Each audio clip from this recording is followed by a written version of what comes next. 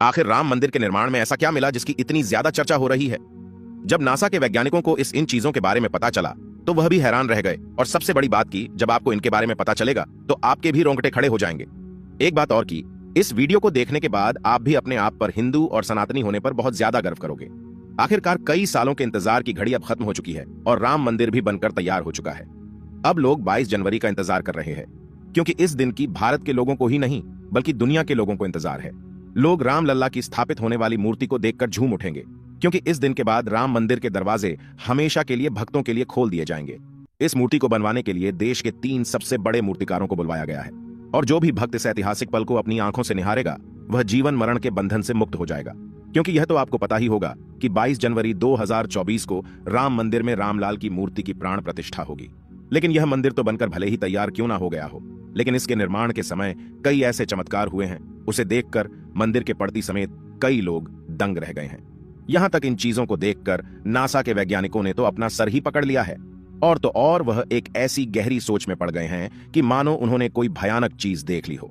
आज की इस वीडियो में हम राम मंदिर के बनते वक्त हुए उन चमत्कारों और रहस्यमयी चीजें के बारे में आपको बताएंगे, जिसे सुनकर शायद आप भी यकीन ना कर पाओ। आपको बता दें कि जब यहां मंदिर निर्माण का काम चल रहा था तब एक 1200 खांभों की ड्राइंग तैयार करवाई गई और अमेरिका से एक विशिष्ट वैज्ञानिकों की टीम को बुलवाया गया ताकि वे इसका निरीक्षण करके होने वाली हर एक कमियों को दूर कर दे और राम मंदिर की शान में 4 चांद लगा दे।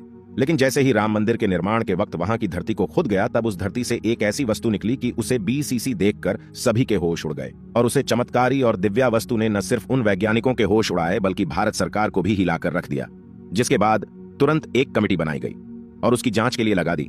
लेकिन उसके बाद कुछ ऐसा हुआ कि वे सभी भी प्रभु श्री राम के भक्त बन गए। दरअसल यह बात है राम मंदिर के निर्माण के समय की, जब अमेरिका से थॉमस नाम के एक वैज्ञानिक भारत में राम मंदिर निर्माण कार्य के दौरे पर आए हुए थे। यहां आकर उन्होंने देखा कि राम मंदिर का निर्माण कार्य तो काफी चल रहा है, जिसके बाद उन्होंने अपना रूटीन काम फिर से करना शुरू कर दिया और अपना काम करना शुरू कर दिया। अपने काम करने के दौरान जैसे ही उनकी नजर मंदिर परिसर की तरफ गई तो उन्हें एक ऐसी जगह दिखाई जहां पर वहां धरती नरम पड़ी हुई थी। देखने में वह धरती वहां की जगह से पूरी अलग ही दिख रही थी। थॉमस को अपनी अंतरात्मा से कुछ अलग सी प्रेरणा मिलने लगी और तुरंत थॉमस ने अपने मजदूरों को वहां की खुदाई करने को बोल दिया। एक बार के लिए तो मजदूर भी हैरान हो गए कि ऐसी धरती की वह खुदाई क्यों करवा रहे हैं, लेकिन मजदूरों को तो उनका ऑर्डर मानना ही काम था, इसलिए उन्होंने बिना कुछ सवाल किए खुदाई शुरू कर दी। जैसे ही वहां पर खुदाई शुरू हुई, कुछ ही देर बाद उस धरती से पानी का प्रवाह शुरू हो गया। उस बहते हुए पानी को देख खुदाई करने वाले मजदूर परेशान हो गए, क्योंकि पानी के अंदर खुदाई करना मुश्किल ही नहीं बल्कि नामुमकिन सा हो जाता है। लेकिन जब इस पानी का सर्वेक्षण किया तो पता चला है कि यह पानी तो पास ही में बह रही सरयू नदी का पानी है। वे लोग यह समझ नहीं पाए कि यह माता सरयू का आशीर्वाद है कि वह खुद राम मंदिर के निर्माण में सहयोग कर रही थी। इस पानी ने सभी वैज्ञानिकों को एक गहरी सोच में धकेल दिया। वे यह सोचने लग गए कि अगर ऐसे ही पानी निकलता रहा तो जहां एक भव्य मंदिर का निर्माण कैसे हो पाएगा, क्योंकि एक पानी वाली सतह पर मजबूत मंदिर बनवाना कोई हंसी खेल की बात नहीं थी। उस समय सभी के दिमाग में एक ही बात थी कि सरयू नदी का मंदिर की भूमि के नीचे मिलना कोई चमत्कार है या फिर कोई कुदरत का करिश्मा, यह कोई भी नहीं जानता था।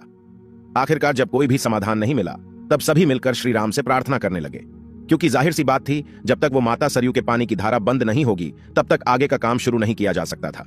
लेकिन अगले ही दिन श्री राम ने उनकी पुकार सुन ली और माता सरयू का पानी स्वतः ही बंद हो गया और एक बार फिर राम मंदिर का निर्माण कार्य जोरों शोरों से शुरू हो गया। और यह काम इस कदर चला कि अब यहां अपने अंतिम छोर पर पहुंच चुका है, या यूं कहें कि यह पूरा तैयार ही हो गया है और 22 जनवरी को यहां श्री राम की प्राण प्रतिष्ठा भी की जाएगी। यह मंदिर इतना भाव बना है कि इस देखने के लिए भारत सरकार ने यहां पर एक अंतरराष्ट्रीय हवाई अड्डा भी बनवाया है, ताकि देश और दुनिया के लोग सीधे ही यहां पर आ सके और इसे देख सकें। यह मंदिर तो आप कभी भी देख सकते हैं, लेकिन अब सवाल यह है कि जब पुराने समय में यहां पर राम मंदिर था वह कैसा दिखता था, जिसे तोड़कर बाबर ने बाबरी मस्जिद बनाई थी। उसे राम मंदिर का निर्माण आखिर किसने किया था, क्योंकि यह रहस्य आज तक सीमित लोगों को ही पता है, ज्यादातर लोगों को इसके बारे में कुछ भी मालूम नहीं है। तो चलिए आज मैं आपको इसका पूरा रहस्य इस वीडियो के माध्यम से बता देता हूं, तो बने रहेगा हमारे साथ वीडियो में एंड तक। आखिर उस समय भगवान राम की नगरी अयोध्या को किसने बनाया था? यह पवित्र नगरी हिंदुओं के लिए बहुत ही ज्यादा महत्वपूर्ण है, क्योंकि यहां पर स्वयं प्रभु श्री राम का जन्म हुआ था, इसलिए इसे राम जन्मभूमि भी कहते हैं। इतिहासकारों के अनुसार कौशल प्रदेश की प्राचीन राजधानी अवध को कालांतर में अयोध्या और बौद्ध काल में साकेत कहा जाने लगा। अयोध्या मूल रूप से मंदिरों का शहर था। हालांकि यहां खुदाई के वक्त आज भी हिंदू, बौद्ध एवं जैन धर्म से जुड़े मंदिरों के अवशेष देखे गए, जिसमें खंभों से लेकर हिंदू आकृतियां बनी हुई थीं। अयोध्या नगरी में होने का वर्णन भी वाल्मीकि रामायण में मिलता है। कहते हैं कि भगवान श्री राम के जल समाधि लेने के पश्चात अयोध्या कुछ काल के लिए उजाड़ सी हो गई थी, लेकिन उनकी जन्मभूमि पर बना महल वैसे का वैसा ही था। भगवान श्री राम के पुत्र कुश ने एक बार पुण्य राजधानी अयोध्या का पुनर्निर्माण कराया। इस निर्माण के बाद सूर्यवंश की अगली 44 पीढ़ियों तक इसका अस्तित्व आखिरी राजा महाराजा बृहदबल तक अपने चरम पर रहा। कौशलराज बृहदबल की मृत्यु महाभारत युद्ध में अभिमन्यु के हाथों हुई थी। महाभारत के युद्ध के बाद अयोध्या उजड़ सी हो गई, मगर श्रीराम जन्मभूमि का अस्तित्व फिर भी बना रहा। इसके बाद यह उल्लेख मिलता है कि ईसा के लगभग 100 वर्ष पूर्व उज्जैन के चक्रवर्ती सम्राट विक्रमादित्य एक दिन आखेट करते करते अयोध्या पहुंच गए। थकान होने के कारण अयोध्या में सरयू नदी के किनारे एक आम के वृक्ष के नीचे वे अपनी सेना सहित आराम करने लगे।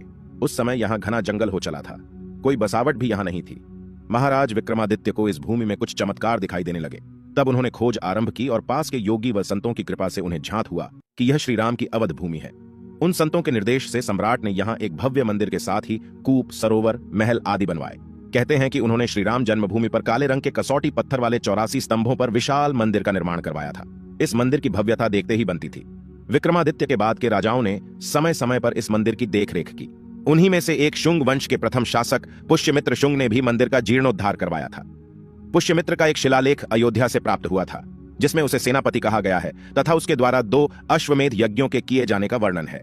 अनेक अभिलेखों से झांत होता है कि गुप्त वंशीय चंद्रगुप्त द्वितीय के समय और तत्पश्चात काफी समय तक अयोध्या गुप्त साम्राज्य की राजधानी थी। गुप्तकालीन महाकवि कालिदास ने अयोध्या का रघुवंश में कई बार उल्लेख किया है। इतिहासकारों के अनुसार 600 ईसा पूर्व अयोध्या में एक महत्वपूर्ण व्यापार केंद्र था। इस स्थान को अंतरराष्ट्रीय पहचान 5वीं शताब्दी में ईसा पूर्व के दौरान तब मिली जबकि यह एक प्रमुख बौद्ध केंद्र के रूप में विकसित हुआ। तब इसका नाम साकेत था। कहते हैं कि चीनी भिक्षु फाहियान ने यहाँ देखा कि कई बौद्ध मठों का रिकॉर्ड रखा गया है।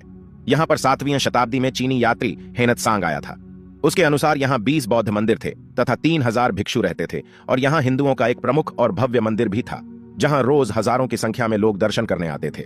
इसके बाद ईसा की 11वीं शताब्दी में कन्नौज नरेश जयचंद आया तो उसने मंदिर पर सम्राट विक्रमादित्य के प्रशस्ति शिलालेख को उखाड़कर अपना नाम लिखवा दिया। पानीपत के युद्ध के बाद जयचंद का भी अंत हो गया।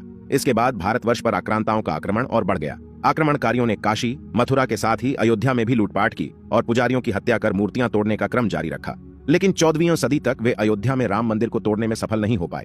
विभिन्न आक्रमणों के बाद भी सभी झंझावातों को झेलते हुए श्रीराम की जन्मभूमि पर बना भव्य मंदिर 14वीं शताब्दी तक बचा रहा।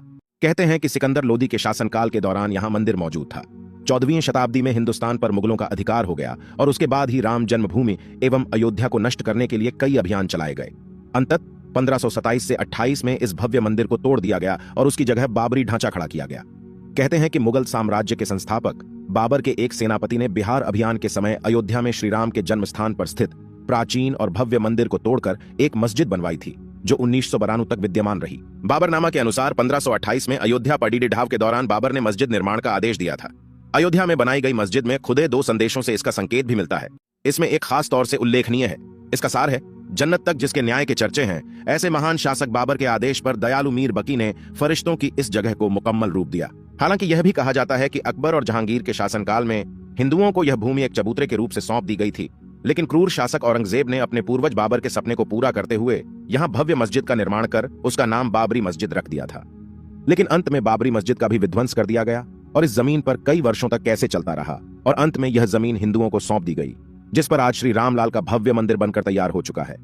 और 22 जनवरी को यहाँ पर प्राण प्रतिष्ठा भी कर दी जाएगी, जिसकी तैयारी अब वैसे अगर आप में से कोई अयोध्या निवासी है तो हमें अयोध्या के बारे में कमेंट में जरूर बताना और ऐसी ही जानकारी को जानने के लिए चैनल को सब्सक्राइब करना मत भूलिएगा। धन्यवाद।